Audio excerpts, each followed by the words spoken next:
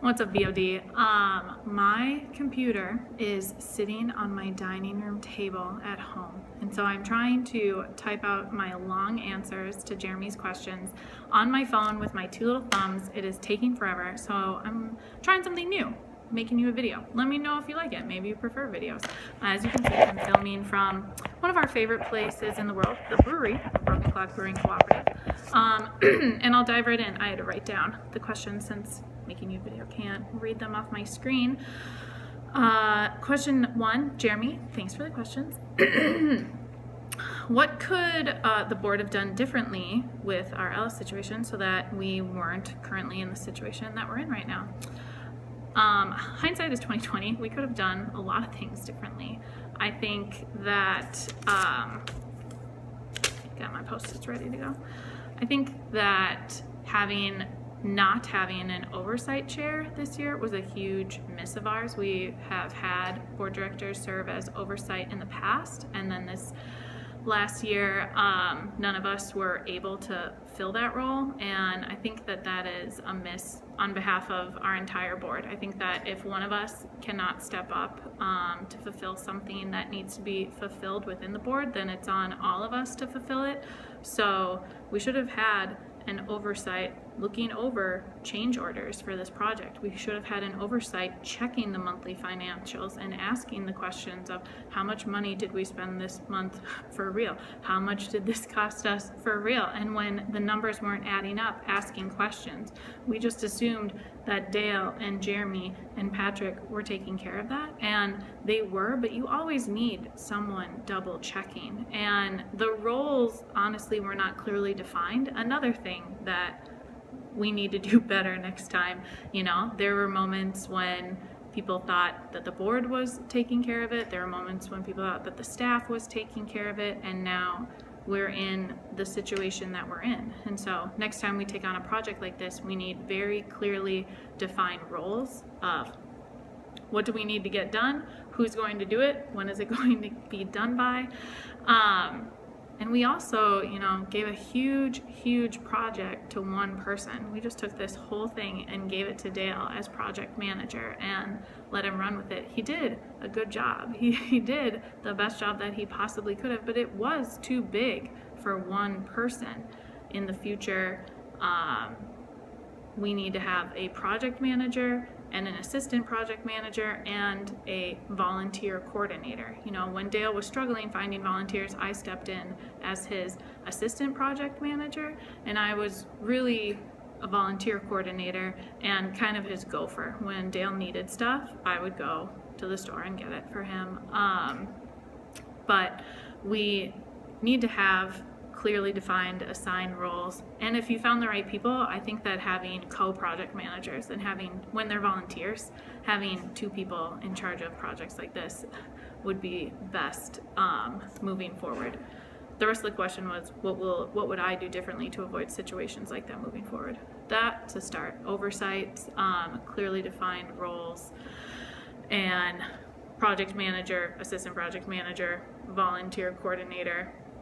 I also think that the build out just should have been more of a focus in our monthly meetings, and that we definitely should have dove into the financials more and a little less of we got the wall painted on the western side of the tap room, red this week. That stuff doesn't matter as much as really diving into the financials of the project and really having a clear understanding of what was going on. Number 2, multiple members of the board of directors have expressed a desire to not have me on the board anymore. How will I navigate this issue as president? Luckily, I don't feel like it's multiple, but there's certainly a few members who think that it is a conflict of interest to have staff on the board. There are certainly several members who, can see both sides of this, haven't decided one way or the other, haven't taken a solid stance, but are critically thinking about the situation, and I absolutely appreciate that. Moving forward, I don't take the situation personally, because the people who are voicing concern are truly doing it because they want to do what's best for Broken Clock Brewing Cooperative, and I can see that. It's not against Megan. The people who don't want staff on the board are friends of mine. And so navigating it to this point hasn't been difficult. Navigating it in the future won't be difficult. I will navigate it the way that I navigate everything at Broken Clock, which is let the people choose. Like, let the people's voices be heard. And so if people don't want staff on the board anymore, if the board doesn't want staff on the board anymore, then the board needs to write up a proposal to have members vote on it, and 2/3 of members need to vote yes, and then I by all means won't be on. If 2/3 of our membership don't want me on the board, then I will no longer be on the board. Personally, I mean, I will, voice my opinion along the way, and my opinion is that I was a member of Broken Clock and a board member before I was ever a staff, and to take away part of my member benefit, I think is wrong.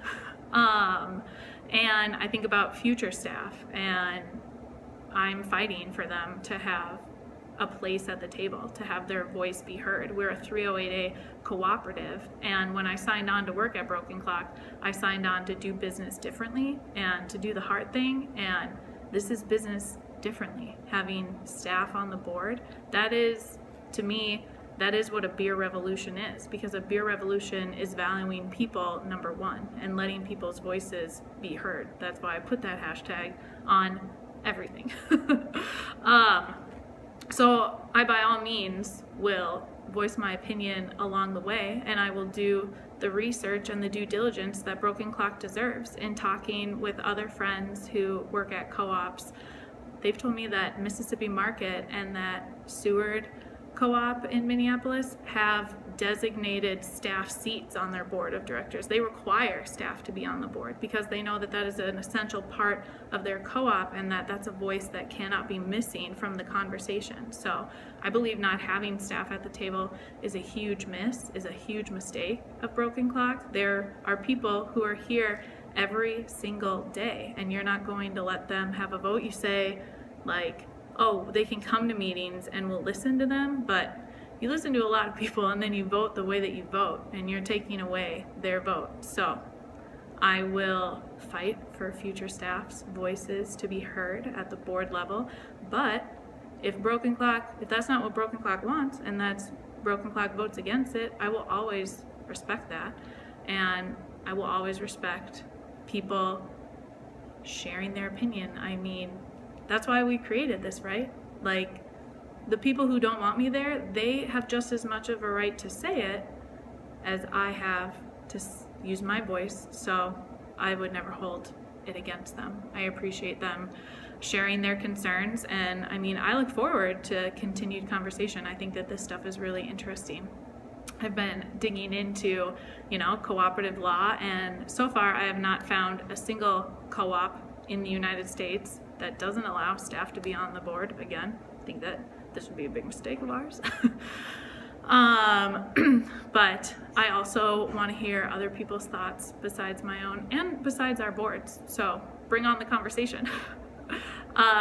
3, my preference between having staff in charge of a patio build out or having the board of directors in charge of a patio build out.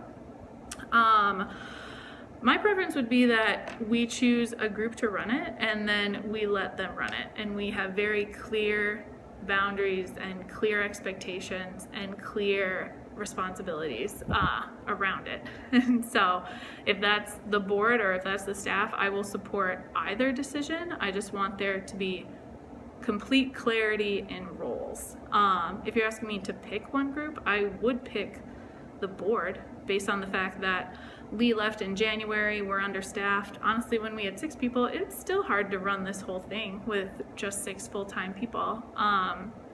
So adding a patio build out on top of that seems like a lot. My question would be, are there other people in our community of 750 people besides our staff who could take this on? And I mean, at the end of the day, I know that our staff could do it, and if we were the only people, we would do it. but my preference would be to have the board take this on. The good news is that this will be a much smaller project than our previous project that we had last year of building a tap room. And so I think that if the tap room took us 8 months, we could get a patio taken care of pretty quickly. I've already asked my dad, he's ready, willing, and able to come down and help us. But that's certainly something that I would like our board to take on, especially I think that, you know, experience is one of the greatest teachers. So now that we have this tap room build under our belts, I think that we're prepared to do a smaller project like a patio build out really well. Oh, there's my dad texting me right now. Sorry about that.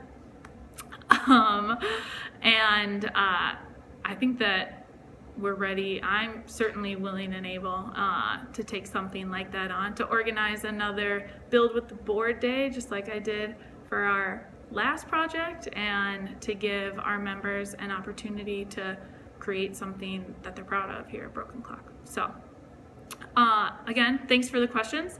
If you have more, drop them below and I'll answer them. Have a good one, guys.